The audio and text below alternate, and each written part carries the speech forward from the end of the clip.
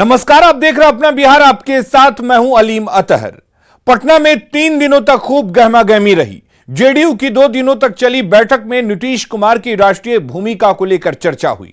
नीतीश कुमार ने खुद कहा कि विपक्षी दलों को एकजुट होकर लड़ना होगा, तभी बहुत अच्छी जीत मिलेगी। लोकसभा चुनाव में अभी 1.25 साल से ज्यादा का समय बाकी है, लेकिन सियासी लामबंदी शुरू हो चुकी है। 2024 में बीजेपी को रोकने के लिए बिहार के मुख्यमंत्री नीतीश कुमार सभी विपक्षी दलों को एकजुट करेंगे। जेडीयू की राष्ट्रीय कार्यकारिणी की बैठक में हिस्सा लेने के बाद मीडिया से बात करते हुए नीतीश कुमार ने इस बात के संकेत भी दे दिए। नीतीश कुमार ने कहा कि वो संख्या की बात तो नहीं करते, लेकिन सभी मिलकर लड़ेंगे तो अच्छी सफलता मिलेगी।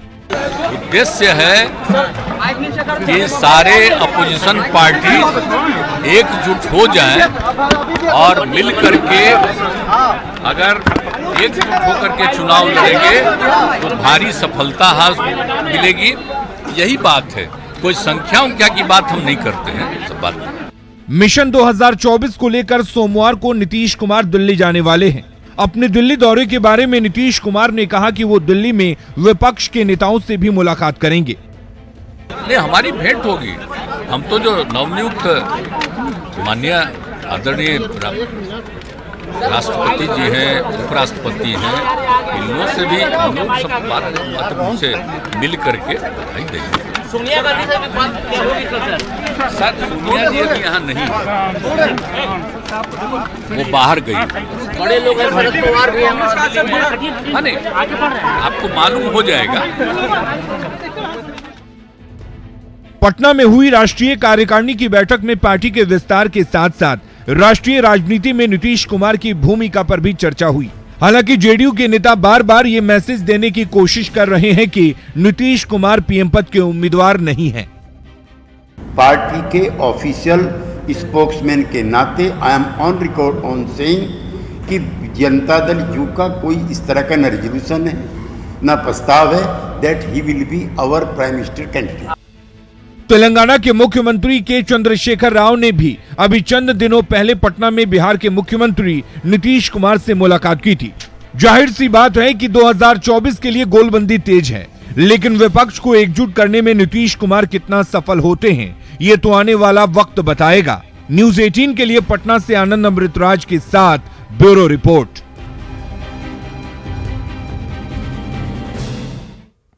नीतीश कुमार विपक्ष को एकजुट करने में लगे हैं, तो जेडीयू के एक पोस्टर पर भी खूब पॉलिटिक्स हो रही है, जिसमें लिखा है कि जो बिहार में दिखा वो भारत में दिखेगा। पटना की सड़कें जेडीयू के इस नए पोस्टर से पटी हुई हैं। जेडीयू के पोस्टर पर जो लिखा है वो आपके सामने है।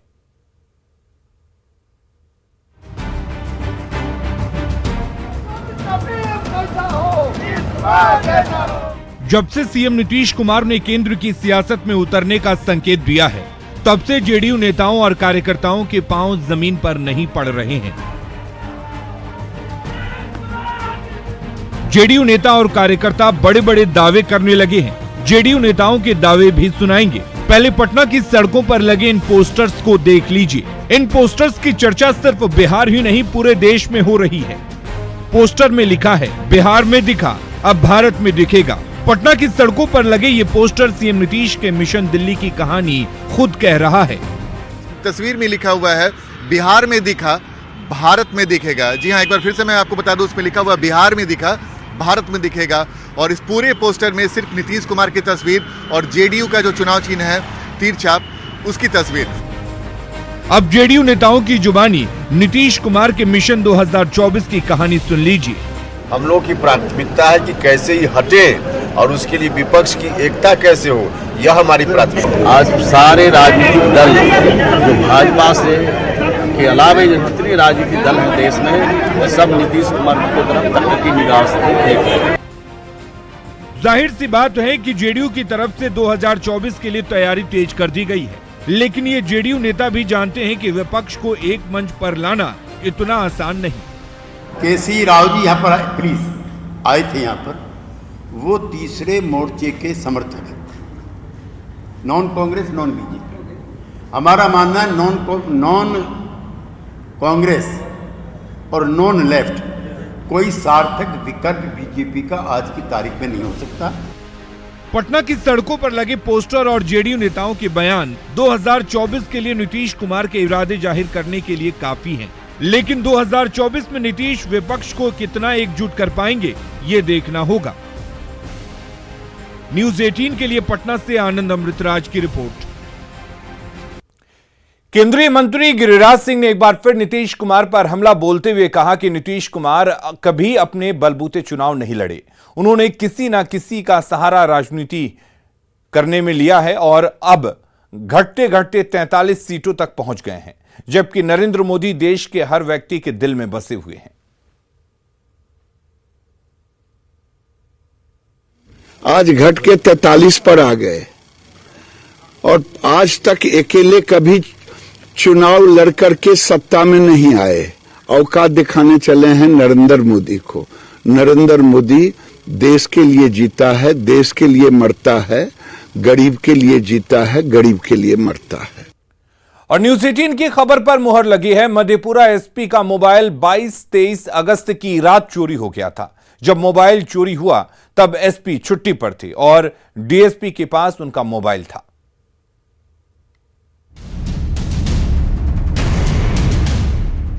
आखिरकार इस बात की पुष्टि हो ही गई कि मधेपुरा एसपी का मोबाइल चोरी हुआ था। इस बात की पुष्टि खुद मधेपुरा एसपी राजेश कुमार ने की। राजेश कुमार ने बताया कि 22-23 अगस्त की रात मोबाइल चोरी हुआ था, जिसका सनहा भी थाने में दर्ज कराया गया था। तो 22-23 की रात्रि में मोबाइल उसका उनके पास से गायब हो गया और इस संबंध में फिर जाकर के एक सनहा भी उनके द्वारा कराया गया था। कितने दिन बाद सनहा कराया गया सर? उसी दिन कराया गया था सनहा। कहाँ? सदर थाना में? सदर थाना में जी। जिसकी जांच चल रही थी। जांच के क्रम में मोबाइल भी मिला और उस महिला का भी बयान भी आया है, जो कि आप वीडियो के माध्यम से देख रहे हैं।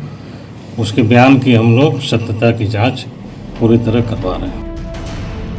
पुलिस मुख्यालय के आदेश पर इस मामले की जांच के लिए कोसी रेंज के डीआईजी शिवदीप लांडे ने 4 सदस्यीय जांच टीम का गठन कर दिया है। ये टीम 6 बिंदुओं पर जांच कर 36 घंटे में अपनी रिपोर्ट सौंपेगी। दरअसल मधेपुरा के मुख्यालय डीएसपी अमरकांत चौबे के पास से एसपी का सरकारी मोबाइल चोरी हो गया था और ये मोबाइल लड़कियां सप्लाई करने वाली महिला के पास मिला। महिला का दावा है कि मधेपुरा में कई पुलिस अधिकारियों को लड़कियों की सप्लाई करती रही। महिला का वीडियो वायरल होने के बाद पुलिस महकमे में भूचाल मच गया।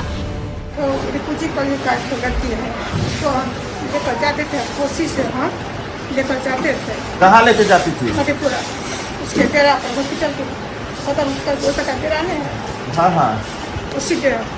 रिपुजी कॉलेज चौक के लड़की को लेके जाती थी जी। कहाँ, किसके यहाँ लेके जाती थी? उसके घर डीएसपी साहब सदर हॉस्पिटल के पास से डेरा में है। अच्छा, उसके डेरा काहे ना लेके जाती थी? वो बोलती थी कि इसे हम 1 घंटा रखेंगे ना तो 300 रुपया देंगे, हम 4 बजे छोड़ेंगे ना तो 500 देंगे सर। मधेपुरा के एसपी ने खुद ये स्वीकार किया कि जब वो छुट्टी पर थे तब उनका मोबाइल चोरी हो गया। देखना ये होगा कि जांच में क्या कुछ निकलकर सामने आता है, क्योंकि कॉल गर्ल सप्लाई करने वाली महिला के पास से एसपी का मोबाइल कई सवाल खड़े करता है। न्यूज़ 18 के लिए मधेपुरा से तुरबसु की रिपोर्ट। शिक्षक दिवस पर बिहार के उन शिक्षक अभ्यर्थियों को मायूसी हाथ लग सकती है जो सरकार से 5 सितंबर तक 7वें चरण की बहाली के ऐलान का इंतजार कर रहे थे। इस बारे में न्यूज़ 18 ने शिक्षा मंत्री से जब ये सवाल किया कि क्या शिक्षक दिवस पर कुछ ऐलान होगा, उन्होंने क्या कुछ कहा, ये सुनिए। शिक्षा मंत्री जी, कल 5 सितंबर है, यानी खाली खाली तो नहीं मनाएंगे गुरुजी, कुछ तो नया रखे होंगे आप? दिया हूँ ना, कुछ नया रखे होंगे। अभी न दिया हूँ, अंतर वेतन की राशि अभी दिया हूँ ना, 4 दिन पहले कैबिनेट हुआ है, 1 हफ्ता भी नहीं हुआ भाईजान। नया क्या दे रहे हैं?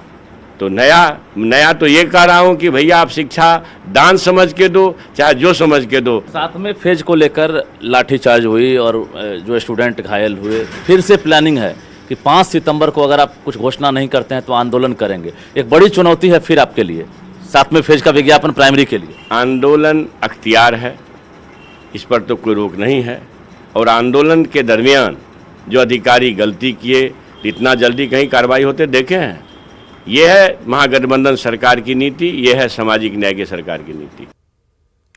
और शिक्षा मंत्री चंद्रशेखर के बयान के बाद नियोजित शिक्षकों को बड़ा झटका लगा है। शिक्षकों ने कहा कि हम लोगों ने उम्मीद की थी कि महागठबंधन की सरकार नियोजित शिक्षकों को राज्यकर्मी का दर्जा देने का कल ऐलान करेगी, लेकिन मंत्री के बयान से उम्मीदों पर पानी फिर गया है। सितंबर यानी शिक्षक दिवस के दिन बिहार सरकार कोई नई घोषणा करने वाली नहीं है। शिक्षा मंत्री ने साफ कह दिया है कोई नई घोषणा नहीं होगी। तो हम बात करते हैं, हमारे साथ नियोजित शिक्षक हैं, सीधे उनसे जानते हैं आप लोगों ने क्या उम्मीद की थी शिक्षक दिवस को लेकर? अभी तक हम लोग सोचते थे कि शायद आरजेडी जब सरकार में आएगी, जितना राग अलापती है सत्ता में आने से पहले अलाप रही थी, शायद सरकार में आकर के हम लोगों के प्रति कुछ पॉजिटिविटी दिखाएगी। लेकिन अब यह साबित हो गया है कि आरजेडी का भी जो राजनीति है वह सत्ता में आने के लिए ही सिर्फ है। क्या नाम हुआ आपका? मेरा नाम भारतेंदु कुमार, नालंदा से। शिक्षा मंत्री से एवं बिहार सरकार के माननीय मुख्यमंत्री से ये मांग करते हैं कि हमारी मांग बहुत पुरानी है। तमाम राज्य में जो क्योंकि शिक्षा मूलभूत चीज़ है, उसी से हमारे समाज का विकास होता है, हमारे विद्यालय का विकास होगा, राज्य का विकास होगा। अगर माननीय मुख्यमंत्री जी देश का सपना देख रहे हैं तो बिहार के तमाम शिक्षकों को भी सम्मान देना होगा, तभी वो लाल किला पर से झंडा फहरा पाएंगे। अगर शिक्षक उनके साथ नहीं होगा तो बिहार के मुख्यमंत्री का भी सपना लाल किला से झंडा फहराने का पूरा नहीं होगा। ये तमाम बिहार के नियोजित शिक्षकों का ऐलान है। 3.5 लाख शिक्षक जब माननीय मुख्यमंत्री जी को लाल किला के झंडा फहराने के लिए जब कमन थामेगा, वो जब बूथ पर उतरेगा, तभी माननीय मुख्यमंत्री जी का सपना दिल्ली जाने का होगा। तेजस्वी जी की सरकार आई है और तेजस्वी जी ने अपने इलेक्शन में वादा किया था कि हमारी सरकार बनेगी तो हम सभी को वेतनमान देंगे। तो हम लोग तो आशा पूरा भरपूर निगाह रखे हुए थे कि कम से कम शिक्षक दिवस के दिन निश्चित तौर पर हम लोग को राजकर्मी का दर्जा मिलेगा। शिक्षा मंत्री ने कहा है कि जो गुरु जी हैं वो गुरु की परंपरा की जो है कहीं ना कहीं खोई हुई परंपरा वापस लाएं, संस्कार को वापस लाएं। कहीं ना कहीं शिक्षा व्यवस्था में कमी देखने को मिल रहा है। हम लोग हमेशा गुरु की परंपरा को निभाते रहे हैं और शिक्षा मंत्री से मैं कहना चाहता हूं कि वो आए। अभी तो रोज विद्यालय चेक भी करा रहे हैं और उनका फीडबैक भी मिल रहा है। हम लोग हमेशा शिक्षा के प्रति समर्पित हैं और कार्य करते रहे हैं। माध्यमिक शिक्षक जो है 90% ठीक है, कहीं कोई इसमें प्रॉब्लम नहीं है। और उन्होंने वादा भी किया था कि आप लोग आउटपुट दीजिए। हम लोग आउटपुट शुरू से दे रहे हैं। आज थोड़ी ये हो रहा है कि हम लोग नया पढ़ा रहे हैं। हम लोग हमेशा समय से जाते हैं, समय से आते हैं, बच्चों को शिक्षा देते हैं। क्या सोचे थे 5 सितंबर को कुछ इनपुट मिलने वाला है? एकदम सोचे थे। उन्होंने कहा भी था, कभी तो 2-4 दिन हुआ है, 5 सितंबर को कुछ न कुछ आगे भविष्य में हम देंगे। वो अपने बात से मुँह कर रहे हैं। हम लोग जितना हम लोग से हो कर रहे हैं हम कर ही रहे हैं, उसमें कोई दिक्कत नहीं हुआ। संजय कुमार। जाहिर है जिस तरह से शिक्षकों ने उम्मीद की थी, निश्चित रूप से उम्मीदों पर पानी फिरता हुआ दिख रहा है। कैमरामैन दीपक के साथ रजनीश कुमार, न्यूज़ 18 पटना।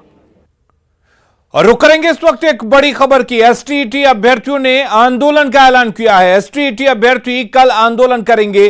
सचिवालय गेट पर जुटेंगे अभ्यर्थी और दोपहर 1 बजे प्रदर्शन करेंगे। बहाली की मांग को लेकर एसटीईटी अभ्यर्थी प्रदर्शन करेंगे। 7वें फेज की बहाली की मांग को लेकर शिक्षक अभ्यर्थियों ने आंदोलन का ऐलान किया है। और रजनीश हमारे साथ जुड़े हुए हैं इस बड़ी खबर पर। रजनीश, शिक्षा मंत्री या फिर जब विपक्ष में आरजेडी थे तो तमाम तरह के दावे आरजेडी की तरफ से वादे किए जाते थे, लेकिन कहीं ना कहीं यह झटका है एसटीईटी अभ्यर्थियों के लिए जो आज शिक्षा मंत्री ने बयान दिया है और उसके बाद एक और आंदोलन। बिल्कुल, देखिए 1 महीने होने वाले हैं और निश्चित रूप से जो शिक्षक अभ्यर्थी हैं वो उम्मीद में थे कि 5 सितंबर को जो है सरकार कुछ न कुछ बड़ा ऐलान करेगी, लेकिन सरकार ने साफ कर दिया, यानी शिक्षा मंत्री ने आज कह दिया कि आज 5 सितंबर को लेकर जो है कोई घोषणा नहीं होने वाली है। तो निश्चित रूप से एक बड़ा झटका लगा है शिक्षक अभ्यर्थियों को, चाहे वो सीटेट हो, बीटेट हो या फिर एस्टेट हो। सभी ने ये मन बना लिया था कि 5 सितंबर तक अगर घोषणा नहीं होती है तो हम लोग आंदोलन करेंगे।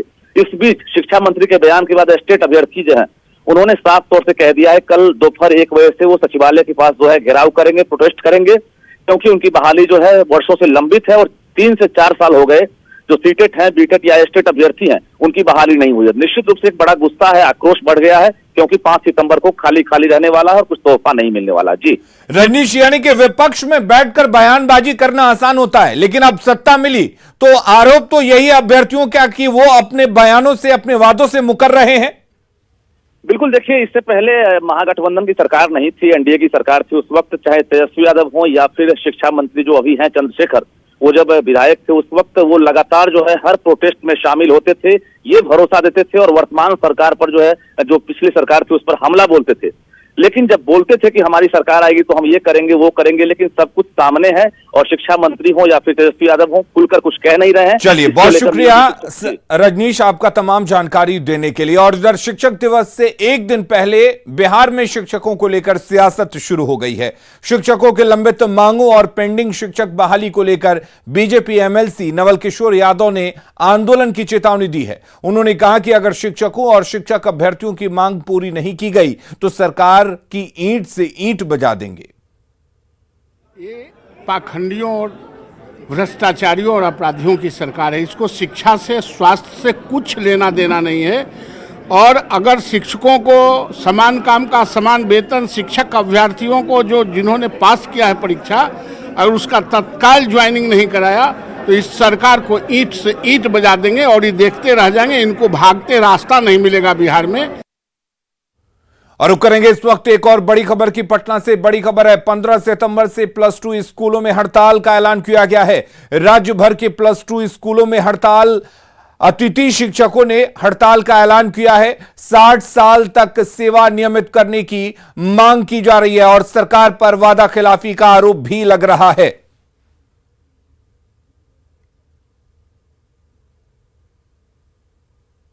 बढ़ेंगे आगे। नेपाल की तराई में लगातार बारिश से बागमती नदी उफान पर है। शिवहर में स्टेट हाईवे 54 पर बेलवा के पास कच्ची सड़क पर पानी भर गया है। सड़क पर 5 से 6 फुट पानी बह रहा है। लोगों को लंबी दूरी तय कर मोतिहारी जाना पड़ रहा है। बागमती नदी के किनारे बनाए गए कांवरिया शिविर स्थल में बाढ़ का पानी घुस जाने से लोगों को शिविर छोड़ना पड़ा। अनंत चतुर्दशी के मौके पर श्रद्धालु भगवान शंकर को जल चढ़ाने के लिए बेलवा से जल उठाते हैं, इसलिए यहां पर कांवरिया शिविर बनाया गया था। बाढ़ आ गया है, पूरा रास्ता पूरा पानी चढ़ गया। मोतिहारी और शिवहर पथ में, और कांवरिया शिविर भी बना हुआ है। पूरा में पानी एकदम भरा हुआ है और काफ़ी सामान दह रहा है। उसी समय से लाखों का कांवरिया शिविर में लगा हुआ पंडाल वगैरह में। वैशाली के तेरसिया दियारा में गंगा नदी कहर बरपा रही है। राघोपुर का अधिकतर इलाका जलमग्न हो चुका है, जिसमें तेरसिया दियारा भी शामिल है। सैकड़ों घरों में बाढ़ का पानी प्रवेश कर गया है। सड़कें, दुकानों और मकान पानी में डूब गए हैं, जिससे लोगों का जनजीवन अस्त व्यस्त हो गया है। पानी के कारण लोग ऊंचे स्थान की ओर पलायन कर रहे हैं। यह इलाका उप मुख्यमंत्री तेजस्वी यादव के विधानसभा क्षेत्र राघोपुर का है। तेरसिया दियारा क्षेत्र महात्मा गांधी सेतु के नीचे का इलाका है, जो हाजीपुर के नजदीक है। पानी है, गंगा जी के पानी है, बरखा के पानी है, घर घर में पानी हो गया। बाल बच्चा के पकाने के दिक्कत है, से गैस ले जाते हैं, चूल्हा ले जाते हैं पका के खिलाने के लिए। दिक्कत तो है कि पानी घर घर में पैस गया है। लड़कन के रहे के कोई साधन नहीं है, ना डेंगी सरकार देते, ना कोई व्यवस्था है, ये ना है। बाल बच्चा के दुख है, गैस लेके जा रहे हैं, खाना न पका के लड़कन के खियावे के लिए। सरकार घर से गने कोई गने सुखित होगा तब ना लड़कन के गने अच्छा फायदा होगा। भागलपुर में गंगा का जलस्तर लगातार बढ़ने के बाद गंगा का रौद्र रूप देखने को मिल रहा है। नौगछिया के गोपालपुर प्रखंड के सैदपुर स्थित ब्रह्मोत्तर बांध देर रात कट गया, जिससे गंगा का पानी गोपालपुर के 9 पंचायतों में तेजी के साथ प्रवेश कर रहा है। नौगछिया एसडीएम और एसडीपीओ ने गांव का जायजा लिया है, लेकिन अभी तक बांध की मरम्मती का काम नहीं शुरू हुआ है। मौके का जायजा लिया हमारे सहयोगी आशीष रंजन ने। पानी यहाँ चल रहा है और रेत जो है काफी सड़कों पर है। कई जगह जो है रोड कट भी गया है और गड्ढे हो गए हैं। यहाँ पर पुलिस प्रशासन जो है ऐसे लोगों को जो खतरे के जगह आपका यहाँ पर है वहाँ जाने से रोक रहे हैं। वहीं ग्रामीण जो है यहाँ पर खड़े हैं कि किसी तरह की कोई दुर्घटना ना हो, उससे लोगों को अवगत कराया जा रहा है। कई गांव प्रभावित हो जाए? 8 पंचायत। 8 पंचायत। हाँ, कितना आबादी होगा लगभग? अब आबादी 8 पंचायत मतलब लाखों लाखे होगा, टूट गया, अपने टूटा फूला हुआ था, बांध टूट गया, ग्रामीण बंधा था, ग्रामीण बंधा था, टूट गया, फूल गया, टूट गया। पहले से सरकार उस पर ध्यान, हाँ बांध बना हुआ। गोपाल मंडल अभी तक देखने तक नहीं आया है, क्या है नहीं है, ये तो ग्रामीण का कृपा था जो सहयोग से अभी तक 10 रोज से बचाए हैं, रात दिन जगे हैं, मुखिया कृपा, मुखिया का गुड्डू मुखिया है, टूट गया। थाने के गाड़ी जो है यहाँ पर लगी हुई है और पुलिस बल ऐसे लोगों को रोक रही है जो इस सड़क से जाना चाहते हैं। आशीष रंजन, न्यूज 18 भागलपुर। और छपरा में गंगा का रौद्र रूप देखने को मिल रहा है। गंगा के कटाव का सबसे ज्यादा असर सोनपुर प्रखंड के सबलपुर पंचायत में देखने को मिल रहा है। कटाव की वजह से लोग अपने सपने के आशियाने को अपने हाथों से उजाड़ने को मजबूर हैं। सासाराम के करगहर में आज सवेरे दिनदाड़े हुए राजद नेता की हत्या से पूरे इलाके में आक्रोश है। आक्रोशित लोगों ने घंटों तक बाजार बंद रखा। काफी समझाने बुझाने के बाद परिजनों ने पुलिस को शव सौंपा, जिसके बाद शव का पोस्टमार्टम के लिए भेज दिया गया। घंटों बीत जाने के बाद भी पुलिस के हाथ अब तक खाली हैं। अब तक हत्या के पीछे की वजह साफ नहीं हो पाई है। करगहर थाना क्षेत्र अंतर्गत आज सुबह करीब 8 बजे के आसपास पूर्व प्रमुख और वर्तमान पैक्स अध्यक्ष हैं, उनकी गोली मार के हत्या कर दी गई है। उसी सिलसिले में जांच और आगे की कार्रवाई के लिए हम यहाँ आए हुए हैं। और अब आपको दिखाते हैं शराबबंदी वाले बिहार में शराब की तस्करी का नायाब तरीका। पुलिस को चकमा देने के लिए शराब तस्कर तरह तरह के हथकंडे अपना रहे हैं। छपरा की इन तस्वीरों को देखकर आप भी हैरान रह जाएंगे। यहां गाड़ियों की डिग्गी और हेडलाइट में छिपाकर शराब रखी गई थी। इन तस्वीरों को आप गौर से देखिए कैसे शराब माफिया पुलिस को चकमा देने के लिए खेल खेल रहे हैं। उत्पाद विभाग ने मांझी के बलिया मोड़ के पास 2 गाड़ियों को इंटरसेप्ट किया, जिनमें से भारी मात्रा में शराब बरामद की गई। बरामद शराब की कीमत 4 लाख रुपए बताई जा रही है। इस मामले में 3 लोगों को गिरफ्तार भी किया गया है, जिनसे पूछताछ की जा रही है। और अपना बिहार के इस बुलेटिन में फिलहाल के लिए इतना ही। आगे देखिए झारखंड की खबरें। जोहार झारखंड में।